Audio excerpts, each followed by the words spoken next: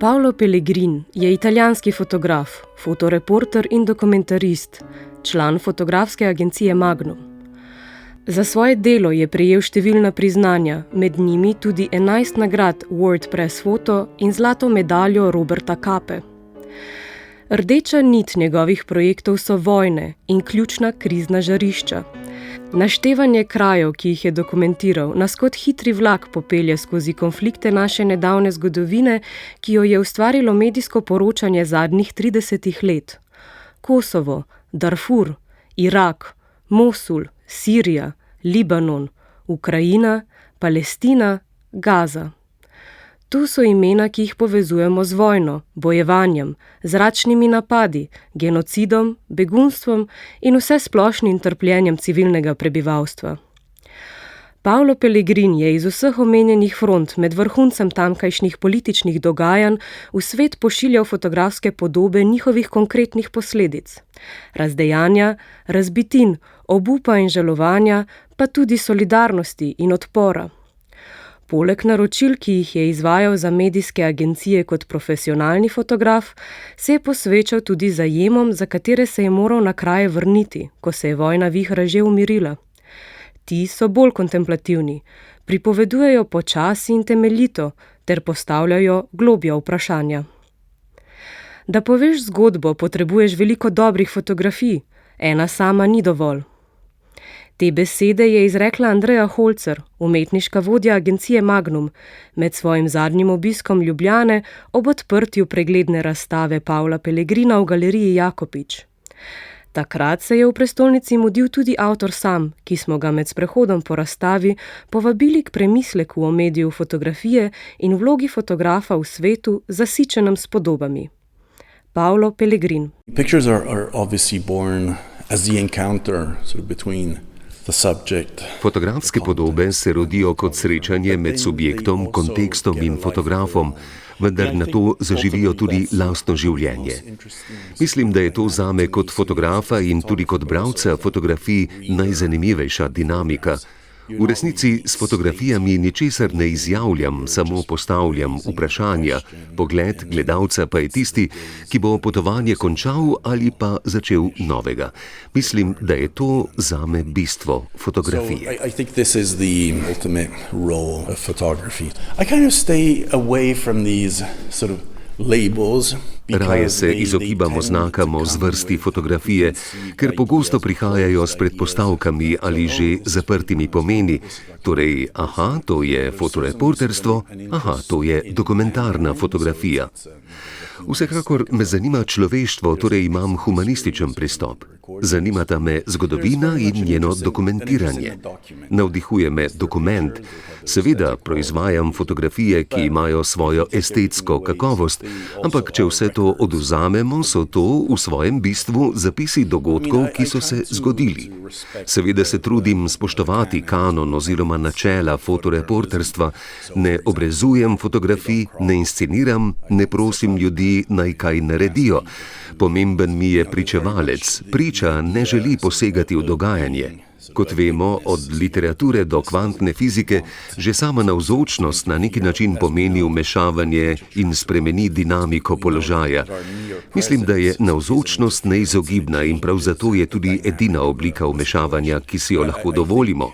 Pri mojem delu mi je torej pomembno, da sem priča in da naklonim svoj čas. Čas je pomemben. Prav zato delujem tako, da se nenehno vračam. Fotografija je namreč glas, ki je živ. Ne gre za to, da narediš fotografijo. Dejanje fotografiranja je zadnje dejanje neke poti, ki se začne z vprašanjem, kdo si, kot posameznik, kot človek. Kaj so tvoje misli, ideje, mnenje, pogled na svet? Odgovor na vprašanje, kako se povezuješ z drugimi. Gre za empatijo. Vse to se poveže na načine, ki jih lahko delno razumsko pojasniš in na načine, ki so precej skrivnostni. In potem vse to nekako postane vizija. Mislim, da je to lepota fotografije, da je živ jezik in vsakič, ko pritisnemo na sprožilec, s tem majhnim dejanjem damo glas svojim mislim. I prefer a world sort of where pictures are taken and they exist. Raje imam svet, v katerem so fotografije narejene, obstajajo in krožijo, kot pa svet, v katerem takšno gradivo sploh ne bi nastajalo. Mislim, da bi bilo to zelo strašljivo. Države ali oblasti bi imele še bolj proste roke, če ne bi bilo nobene dokumentacije. Vloga fotografov v sodobnem svetu ni iskanje posameznih dobrih fotografij, temveč pripovedovanje zgodb, ustvarjanje poglobljenih narativov. Sam mislim, da za takšno delo še vedno obstaja prostor, morda celo potreba. A space and maybe even a need for that type of work.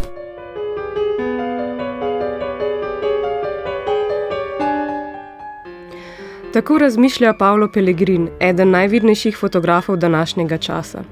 Še vedno je dejaven in svojega opusa ne predstavlja kot sklenjene celote, zato njegova razstava Antologija, ki se ji posvečamo, ni retrospektivna, temveč pregledna. Skupaj z Julijo Hoda jo je kurirala doktorica Marija Skočir, umetnostna zgodovinarka, kuratorka in programska vodja Galerije Jakopič v Ljubljani, ki jo lepo pozdravljam v našem studiu. Lepo pozdravljeni. Doktorica Marija Skočir, bi nam lahko predstavili Paola Pellegrina kot fotografa? Kaj je zanj značilno in čeprav, kot smo slišali, sam ne mara oznak, ki opredeljujejo oziroma razvrščajo njegovo delo, kam v polju sodobne fotoreporterske fotografije ga lahko umestimo? Ja, torej mislim, da so poslušalci morda že iz njegovih besed zaznali, da seveda gre za fotografa, ki opravlja predvsem fotoreportersko delo, ki kreira tudi dolgoročne dokumentarne projekte na lokacijah po svetu, kamor se večkrat vrača. Gre pa zagotovo za fotografa na nek način široko izobraženega umetnika tudi, torej prihaja iz družine arhitektov, tudi sam je začel s študijem arhitekture, imel nekako zelo široko humanistično tako izobrazbo kot tudi domače okolje. In to ga je izoblikovalo tudi do te mere, da je v fotografiji resnično prevzel ta znani, morda pa vendarle še vedno aktualni humanistični pristop k dokumentiranju dogodkov, dogajanja, tudi seveda travmatičnih trenutkov naše zgodovine skozi fotografsko kamero. Je član agencije Magnum, kar je zanj nekako naravno pravzaprav, kajti to osnovno poslanstvo 4 ustanoviteljev, ki so bili zavezani torej fotografskemu humanizmu, človeškemu pristopu do dokumentiranja dogodkov, do zapisovanja človeške usode skozi fotografijo, je za Pellegrina nekako naravna pozicija, seveda pa v svoje delo vnaša zelo veliko sebe, lastne empatije, zanimanje za posameznika, za človeka, tudi v primeru vojn, naravnih katastrof, za tiste ljudi, ki so seveda resnične, prave žrtve vojn ali katastrof, ki se zgodijo. Čeprav se morda sliši nenevarno, sva se z Paolom med najnim pogovorom strinjala, da je pri dokumentarni fotografiji poleg gledanja pomembno predvsem poslušanje. Fotograf mora biti pozoren do svoje okolice, da vanjo svojo navzočnostjo ne posega bolj, kot je potrebno. Katere pa se vam zdijo pomembne značilnosti dokumentarnega fotografa in posledično njegovega dela? Ja, pri Paolu je zanimivo, da poudarja denimo tišino in druge čute pri fotografiranju in to večno vprašanje nevidnosti fotografa, fotoreporterja, ki beleži nek dogodek, torej fotograf si želi biti čim bolj nevidna priča dogajanja in zabeleži dogajanje čim bolj na nevtralen način, je pri njem nekako doseglo ta zanimiv obrat, pri čemer sam poudarja, da je nevidnost dosežena šele skozi popolno prisotnost. Takrat, ko je fotograf resnično zlit s situacijo, kar pomeni v kontaktu tudi s svojimi subjekti, v kontaktu z dogajanjem, z vsemi, ki so vpleteni, šele takrat lahko resnično postane del dogajanja, del energije, če tako se izrazim, ki vlada v nekem prizoru in na ta način šele postane zares neviden in lahko zabeleži, težko rečemo seveda povsem nevtralne prizore in sploh pri Paolu ne moremo reči, da je nevtralen. Morda pa prizore, ki nas seveda na nek način še vedno ganejo, zgrabijo, nam dajo premislek, zato da jih sami doživljamo. Kajti kvaliteta fotografa in fotografije je seveda v tem, da potrebuje gledalca, ki jo gleda in interpretira v skladu s svojim miselnim svetom. Posvetiva se sami razstavi. Ta nosi naslov Antologija. Kako ste se lotili njegovega nadvse obsežnega opusa? Kaj je bila vaša rdeča nit?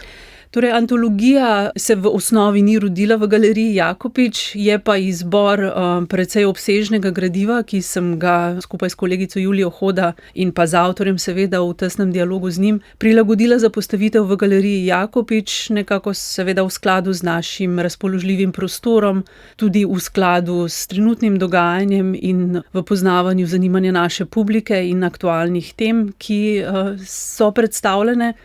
Antologija je tudi v angleščini, je to an anthology. Za Pavla je to ena možna pot skozi njegov celoten opus, ki sega preko 30 let dela in je na ta način seveda retrospektivna razstava, je prerez, vendarle pa ni kronološko postavljena in je en možen pogled. Kar pomeni, da denimo na naši razstavi se pojavijo fotografije, ki so morda del večjih celot ali pa so morda celo manj očitni pogledi na situacijo. Morda obstaja določena serija fotografij, ki jasno pripoveduje o nekem dogodku, na razstavi pa imamo fotografijo, ki je bolj simbolična, ki vzbuja asociacije in pogosto ne slika zelo grafično tistega, kar se je tam dogajalo, ampak nekako nakazuje globino dogodka, nakazuje nekako vse tisto, kar v ozadju nekega dogodka se skriva, je prisotno. Gledalec je s tem lahko seveda seznanjen, lahko to vidi, pa vendarle ni potrebno zelo deskriptivno slikati situacij. Tako da razstava je izbrana v nekem predvsem vizualnem dialogu med posameznimi fotografijami, zato ni nujno kronološka, ne sledi nujno krajevnim postavkam oziroma geografskim. Mislim pa, da predvsem resnično ima namen izpostaviti ta močan, empatičen odnos avtorja do človeka, kot sem rekla, ki je ponavadi tisti, ki doživlja situacijo najglobje. Ja, v skladu z politično situacijo se razstava odpre z 3 fotografijami iz Gaze. Je pa delo Pavla Pellegrina na splošno razdeljeno nekako na 2 pola. Na eni strani dokumentira akcijo oziroma nepredvidljivo dogajanje na terenu, na drugi strani pa se posveča posledicam, prikazu nekih travm, žalovanju. To so procesi, ki jih velikokrat ne vidimo na prvih straneh medijev, ampak časovno zavzemajo večji del vojnih konfliktov. Kako sami vidite te 2 strani njegovega ustvarjanja? Ja, torej kot sem morda že omenila, resnično ta tesen odnos fotografa, avtorja z določeno skupino ljudi ali s posamezniki. Denimo tak cikel je cikel 30 fotografij mladih ljudi, ki so leta 2009 doživeli tako imenovano akcijo Liti svinec v Gazi.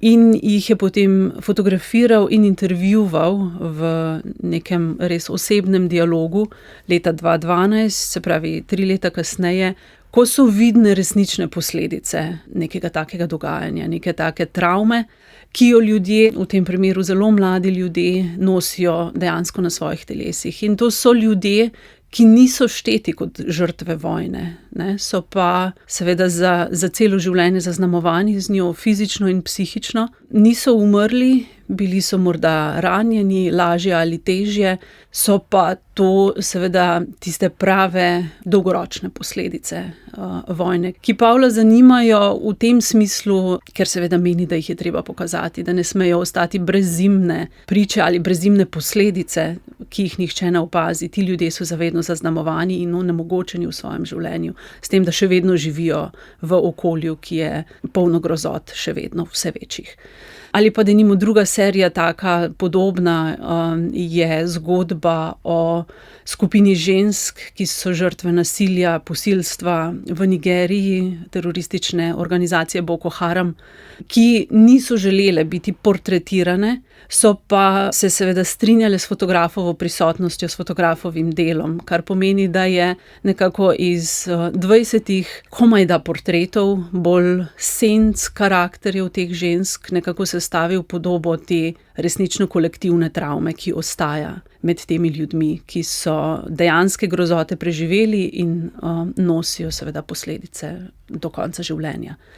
Tako da ta pristop, ta njegov občutljiv in senzibilen pristop k iskanju manj očitnega, prevladuje dejansko tudi takrat, kadar dejansko fotografira samo vojno, kajti, kot sem že rekla, morda bo nekako ta glavni prizor, ki bi sicer opisal neko dogajanje, morda umanjka iz njegovega kadra, vendar ga čutimo, torej nekaj ga nakazuje in s tem ustvarja na nek način to liminalnost ali pa ta suspens, ki ga gledalec lahko seveda dopolni in ki si ga lahko interpretiramo, in menim, da je nekako v času, ko smo postali kot gledalci tudi povsem neobčutljivi do podob grozot, ki nas seveda obkrožajo vsak dan, ki jih vsak dan gledamo, to daje eno morda večjo možnost refleksije, da nas brez očitnega kazanja s prstom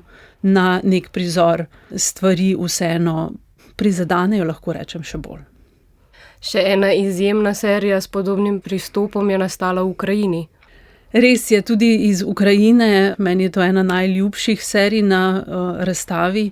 Seveda opiše kontekst vojne, opiše tudi dogajanje, tudi preko videa, ki je pravzaprav tudi ena taka zelo občutljiva paralelna pripoved o dejanskem vojnem dogajanju in posameznikov v tem skozi tako zelo lirične osebne inserte, ki se prepletajo s podobami vojne.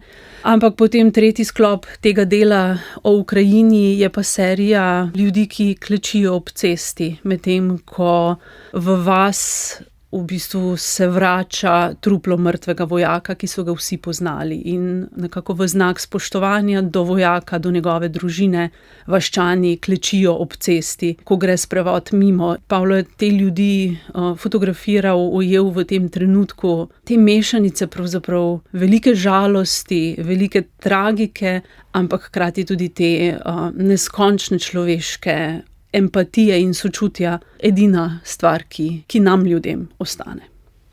Ali obstajajo tudi problematični vidiki zunanjih opazovalcev konfliktov, torej fotografov, ki prihajajo večinoma iz zahodnega sveta, ta pa je največkrat tudi povzročitelj konfliktov, katerih dokumentacijo na to javno razpečuje? Kdaj lahko vojno fotografijo razumemo kot avtonomno, raziskovalno novinarsko zvrst in kdaj je le del vojnega stroja oziroma njegove propagande? Zagotovo je to zelo na mestu dilema, s katero se soočajo tako sami fotografi, fotoreporterji, kot tudi se moramo seveda je zavedati gledalci. Pristop torej tako imenovanega outsiderja, nekoga, ki prileti v situacijo, pritisne 1000-krat na sprožilec in odide, je seveda princip, ki je tako po vsebini kot po načinu dela, kot seveda tudi do spoštovanja do ljudi, ki za tem ostajajo in nekako so njihove podobe ali pa situacija prenešene zgolj v medije, je seveda zelo nespoštljiv, po mojem mnenju. Je pa po drugi strani res, da se s tem tudi sami fotografi ogromno obremenjujejo. To je zagotovo ena glavnih dilem tega poklica. Poznamo fotografe, ki jih je to stalo življenja, ker pritiska javnosti enostavno niso prenesli, ko je kritika postala prehuda. Tako da pri tem je seveda zelo podobno, seveda kot z novinarji, poglobljeno pravo raziskovalno novinarstvo oziroma novinarstvo, ki resnično pride do dna dogodkom, je po mojem mnenju seveda tisto novinarstvo, ki temelji na poglobljenem poznavanju, poglobljeni prisotnosti, po možnosti dolgotrajnejši prisotnosti ali pa vsaj resnično dobrem poznavanju vseh strani. Verjetno je nemogoče, da ne vem, če govorimo naprimer o Gazi, da fotograf ne bi zavzel pravzaprav tudi svojega stališča, ampak kot novinar seveda ostaja, kolikor se le da objektiven, ampak mislim, da objektivnost je pravzaprav premalo, ker objektivnost je tista, ki jemlje podobe, tako rekoč, ki pobira informacije. Prava osebna vpletenost, angažma, poglobljen študij, raziskava, kaj se nekje dejansko dogaja, pogovori z ljudmi, ki v situaciji sodelujejo dlje časa, pa je verjetno seveda osnovni pristop do dobrega upravljanja tega dela. Ravno to, vračanje na iste lokacije, spremljanje dogajanja skozi leta in leta in nenazadnje, kar je mene recimo pri Pavlu na nek način ganilo, je tudi opomba o tem, kako težko je od tam oditi. Ne samo kako težko je tja priti in opraviti svoje delo, ampak kako težko je od tam oditi in pustiti za seboj ljudi, katerih zgodbe si spoznal. Tako da mislim, da je to tudi en pokazatelj resnično poglobljenega pristopa. Poleg vojne fotografije v opusu Pellegrina pomembno mesto zavzemajo tudi fotografije krajine, ki je zaznamovana s posledicami podnebnih sprememb. Razstavo recimo sklenajo 3 abstraktne fotografije razpok večnega ledu na Antarktiki. Ali je avtorjev pristop k tej tematiki podoben ali se razlikuje od njegovega dela z ljudmi? Kako vi to vidite?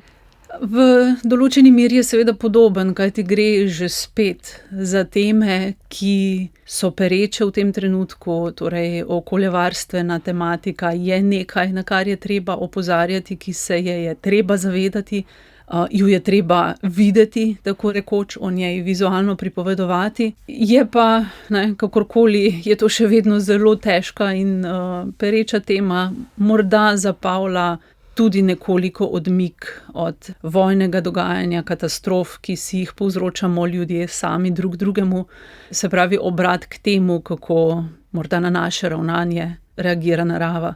Tako da imamo tukaj požare v Avstraliji in pa omenjena Antarktika. Razlika je seveda v pristopu. Ena takih zanimivih razlik je morda pomanjkanje horizonta na teh fotografijah na Antarktiki. Nekako Pavlo samo opisuje, da se je dolgo ukvarjal s tem, kako pristopiti k tem prizorom, kako fotografirati krajino, ki je zanj vendarle tudi tista, ki nosi zapis. Nosi zapis zgodovine, nosi zapis dogajanja, nosi zapis informacijo, narativo o tem, kaj se na tem planetu dogaja, enako kot neka vojna prizorišča, recimo krajina je tista, ki nosi informacije in spomin v sebi, morda dosti več, kot ga nosimo ljudje. Zato je zavzel nekako malce drugačen pristop, predvsem v primeru Antarktike, kjer je fotografiral iz zraka in pa seveda krajina še vedno morda vseeno daje malce več upanja in je morda še vedno mogoče računati na naravo, da si bo brez človeka tudi lahko pomogla. Je pa zanj to zagotovo še ena tema, v katero se na nek način, mislim, da tudi zateka, narava je zanj zatočišče. Kolikor sem slišala, je najnovejša njegova serija se posveča morskim orlom. Se mi zdi, da seveda tu in tam tudi on potrebuje temo, kot rečeno, v zatočišču narave. Njegov opus je obsežen. Bi lahko izbrali in opisali kakšno izmed del Pavla Pellegrina, ki ste ga na razstavi morali zaradi prostorskih omejitev izpustiti, ampak se vam ga vseeno zdi pomembno omeniti? Ja, mogoče bi si na razstavi želela še več videov. V tem trenutku imamo 3 videe, 2 nekako dopolnjujeta cikla, eden o Ukrajini in drugi o sredozemskih migracijah, medtem ko je 3. video namenjen tematiki, ki jo je fotografiral v Združenih državah Amerike na tako imenovano temo Black Lives Matters, na temo uličnega nasilja nad temnopoltimi in nazadnje tudi nasilja oblasti ali pa policije nad njimi.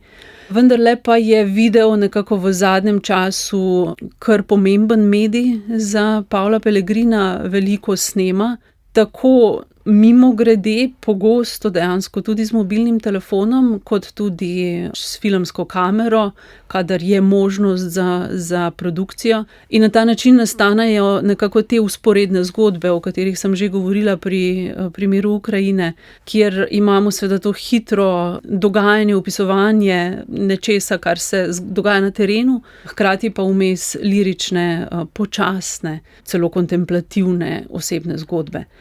Tako da videi zagotovo so nekaj, o čemer bi lahko še veliko govorili ali pa še marsikaj videli.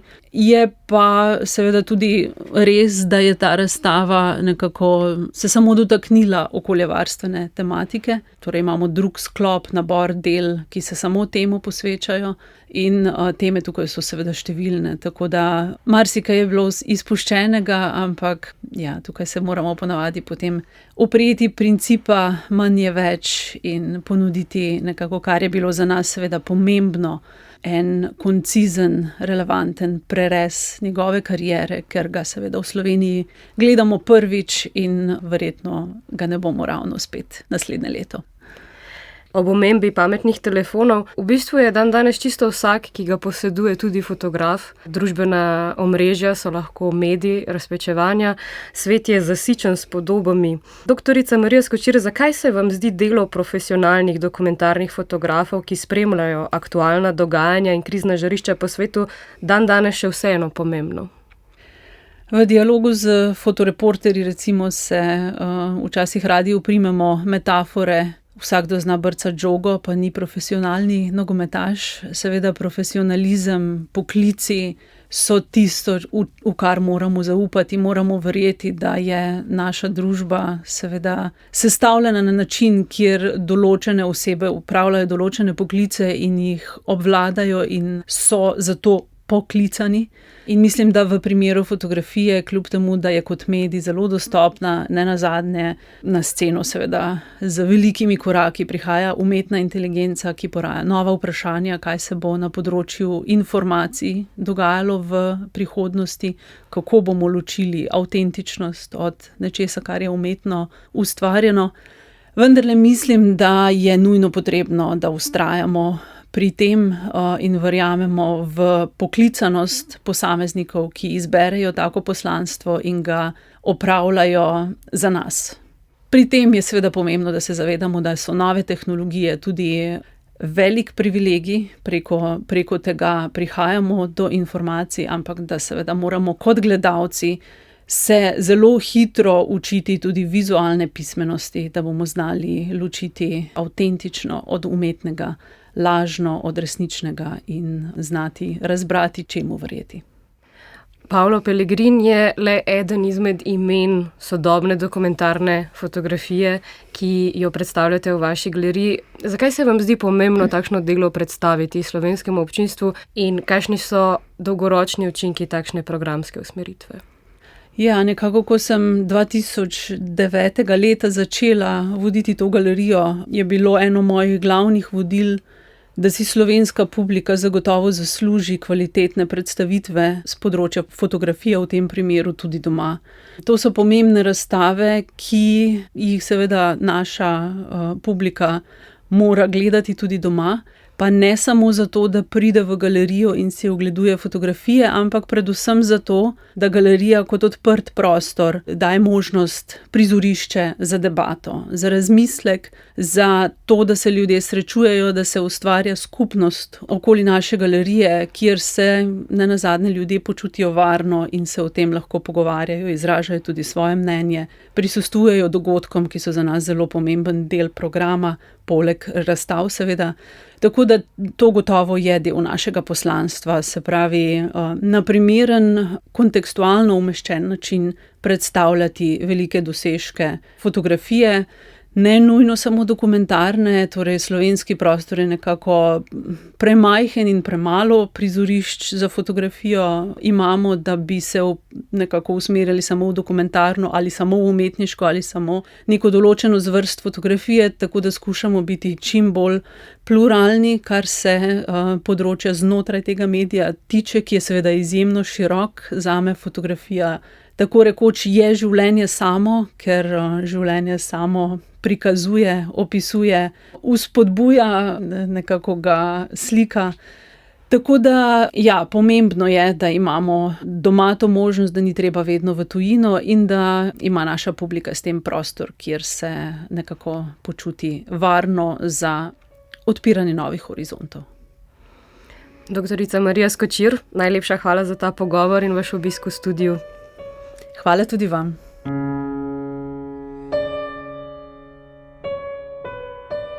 Poslušali ste pogovor z doktorico Marijo Skočir, umetnostno zgodovinarko, kuratorko in vodjo Galerije Jakopič v Ljubljani.